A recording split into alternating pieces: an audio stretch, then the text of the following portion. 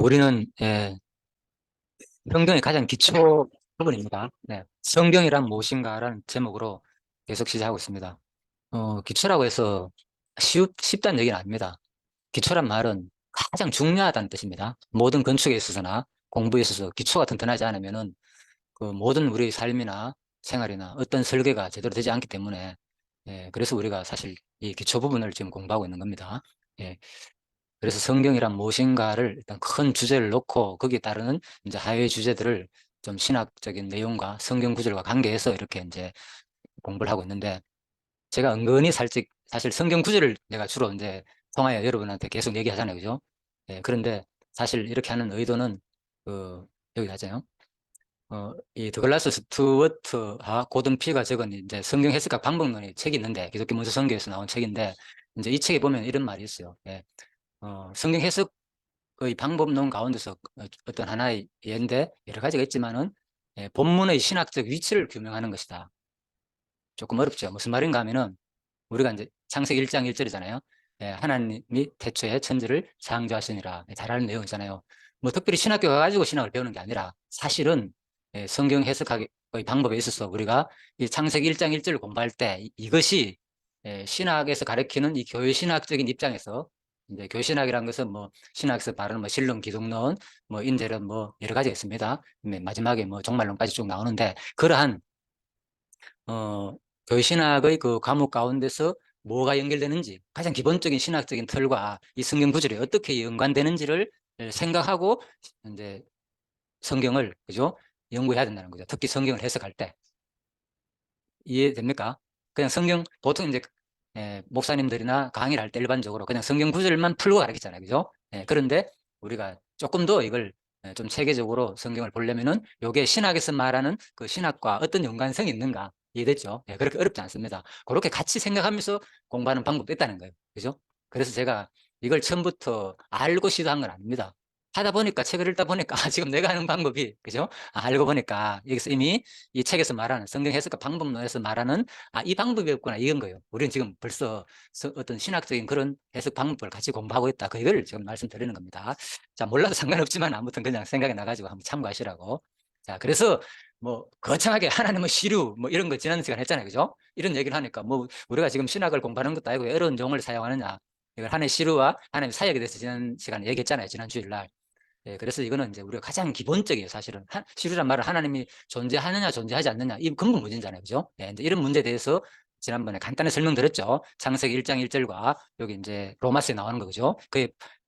그의 만드신 만물에 분명히 알게 된다는 거. 로마서 1장에 나오는 내용이죠, 이 부분도. 자, 그래서 하나님은 바로 태초에 천지를 창조하셨다. 하나님은 자기의 존재에 대해서 설명하지 않아요, 성경은 처음부터, 그죠? 예. 논리학에서 나오는 말인데요.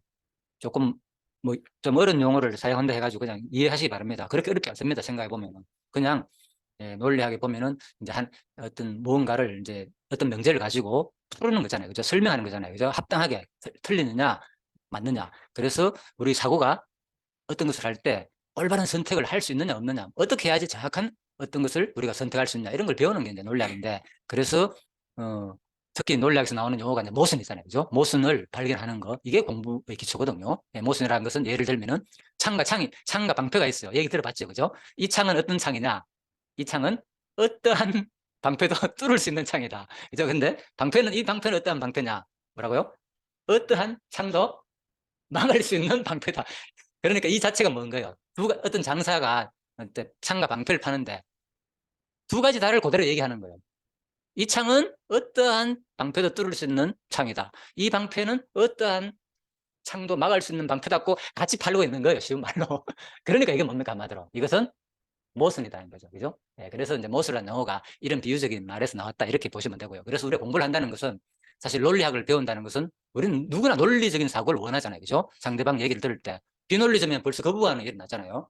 그래서 이런 기초적인 우리가 이제, 제가 뭐 논리학을 전공하는 것도 아니고, 뭐 요즘은 뭐 시대가 좋기 때문에 검색하면 다 나옵니다. 그런 거. 또 유튜브에 찾아보면 논리학 강의가 다 나옵니다. 저도 강의를 들어봤지만, 그래서 그런 것들을 이제 참고하시라는데, 여러분들도. 자, 그래서 그런 기초적인 지식이 없다 보면 나도 모르게 이제 기초 지식이 없다 보면 고민을 하게 되는 거예요. 이제 예를 들어 설명드리겠습니다. 태초에 하나님의 천지를 창조하셨다.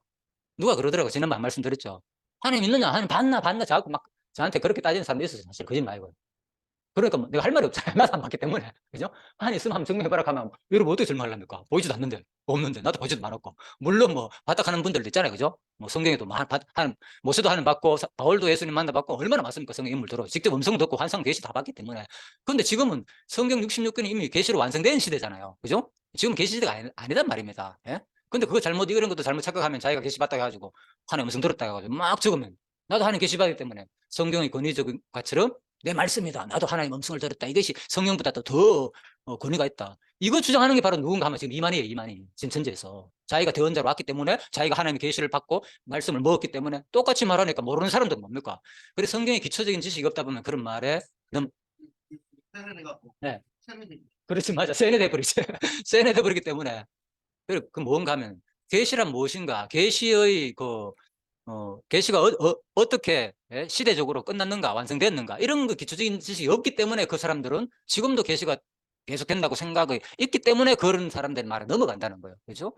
계시는 66구로 끝났습니다. 이게 정통 신화의 가르침이에요. 이걸 부정하게 되면 결국 이단인데 그래서 이제 이런 형태가 나온다는 거예요. 그래서 아무튼 기본적인 우리 지식이 좀 있어야만이 또 하나님에 대한 오해도 풀리고 자 그래서 바로 오늘 자 이미 얘기했죠. 이건 지금 신학을 하는 것이 아니라 성경 창세기 1장 1장을 하는 거죠. 1장 1절을 지난주에 내가 대충 설명했기 때문에 아무래도 이제 생각해 보니까 오늘 동의하고도 전번에 그런 얘기도 했었고 그죠? 그래가 이걸 한번 조금 더 자세히 좀 설명할 필요가 있겠다 싶어서 제가 오늘 하는 겁니다.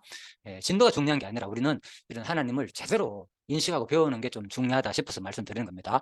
자 그런 질문을 받을 때 황당하잖아요. 내가 그걸 정리할 방법도 없고 하나님을 보여줄 수도 없고 자 그래서 바로 뭐냐 논리적으로 볼때 그래서 이런 것이 뭔가 하면 연역법을 우리가 제대로 알아야 되는 거예요. 논리학에서 연역법과 귀납법이라는 게 있어요. 그래서 이런 것을 우리 기초적인 지식이 없다 보니까 지금 내 사고가 어디에 속하느냐. 귀납적인 사고에 속했는데도 불구하고 나는 왜 아무도 대답 못 하니까 내 질문이 최고인 줄 아는 게라 쉬운 말로. 귀납적인 질문이 뭡니까? 자, 이 귀납이라는 것은 여기 적어놨습니다. 자, 귀납법이라는 것은 돌아갈 끼와 들일라 법법 잘 씁니다. 돌아간다는 것이 들일라 뭐 어떤 나 자신부터 시작해가지고 질문을 계속 나가는 거예요. 질문을 계속 어디 근본으로 질문을 돌아가는 거예요. 자, 나는 어디서 태어났나? 뭐 엄마가 낳았다, 그죠? 엄마 아빠는 누가 있냐? 할아버지다. 계속 올라갈 거 아닙니까? 이게 이제 기납적인 사는 게 쉬운 말로, 그죠? 그래서 전제로부터 출발하는 게 아니라 어떤 사물, 형태, 현상으로부터 출발하는 겁니다. 명제가 나 자신부터. 그러니까 질문을 계속 하니까 이 질문이 어떻게 됩니까? 계속 올라간 마지막 어디까지 도달하겠습니까? 인류의 시조까지 도달하겠죠. 결국 궁극적으로는. 그러다 보면 황인종, 백인종, 흑인종까지 나올 것이고, 그죠? 궁극적으로는 샘과 함, 야벳까지 나올 것이고, 더 올라가면 어디까지 나옵니까? 아담, 하와까지 나올 것이고, 더 올라가면 누구까지? 하나님까지. 이게 이제 기납적인 사고인 거죠. 그러니까 내 사고가 그렇게 출발돼 가지고는 결코 하나님을 믿을 수가 없는 거예요. 왜? 이제 아담까지 올라갔어. 궁극적으로 어디까지입니까? 그러면은 하나님까지 올라오잖아요. 그러면 내 질문이 뭡니까? 하나님은 그러면 어디서 났느냐? 하나님 누가 낳았습니까?까지 질문이 생기잖아요. 상식적으로. 그러니까 이 사고를 가지고 있는 인성은 뭡니까? 절대로 풀리지 않는다는 거죠. 세상에 어떤 질문도 풀리지 않는다는 거죠. 이게 일반적인 이제 철학이나 과학에서 출발되는 사고예요. 보통 이게 바로 과학자들이 뭐 하는 겁니까? 계속 현상을 가지고 연구하잖아요. 그죠? 이 물질의 근원이 뭔가, 어디서 났느냐. 그러니까 과학에서 말하는 것은 마지막에 올라가는 것이 지난주에 얘기했죠. 뭐라고요? 두 단어. 빅뱅이라고 보잖아요. 과학에서는. 그죠? 와, 우주 만물이 뭔가. 그죠? 한 120여 가지의 어떤 원소들이 처음부터 있었는데 지금 과학이 밝혔지, 이제.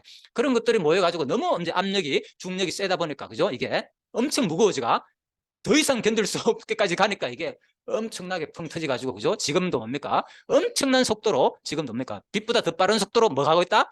우주가 팽창하고 있다. 이게 과학 이론이거든, 현대 과학 이론.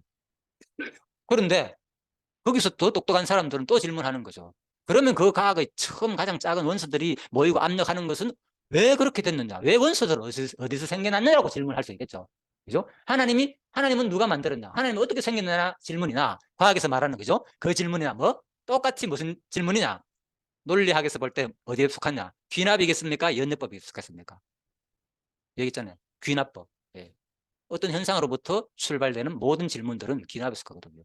그러니까 종교인들조차도 신앙인들조차도 똑같이 우리가 그런 영향을 받다 보니까 그 질문을 하게 된다는 거죠.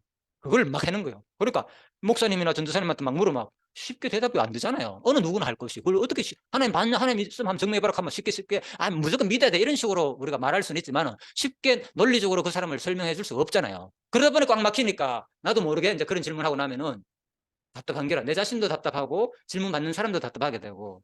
그래서 우리가 기본적인 세상적인 지식을 공부하는 이유가 여기 있는 거예요. 제가 뭐 세상적인 지식은 저는 누구보다도 적겠습니다. 그런데도 불구하고 관심만 가지면 우리가 이해를 할 수 있으니까. 자, 그래서 이런 것도 기본적인 지식을 우리가 배워야만이 바로 성경을 공부하고 이해하는데도 내 질문이 뭐 질문 자체가 잘못됐다는 것을 알아야 된다는 거예요. 그걸 모르면은 이제 상대방을 당황하게 만들고 나 자신도 당황하게 돼버리고, 아, 나는 신앙이 있었는 줄 알았더만 내 스스로 질문해보니까 뭐 내 스스로 오게 되는 거야. 하나님을 부인하는 존재가 돼버린다니까. 그 질문 올라가기 시작하면. 그렇죠. 그래서 이게 과학에서 말하는, 논리학에서 말하는 바로 기납적인 사고다는 거죠. 자, 그럼 뭐냐? 연력은 뭐냐? 펼연 풀력자단 말입니다. 처음부터 뭐 편다는 거 다 해석하고 어떤 전제로부터 출발되는 거예요. 그러니까 전제가 뭐냐?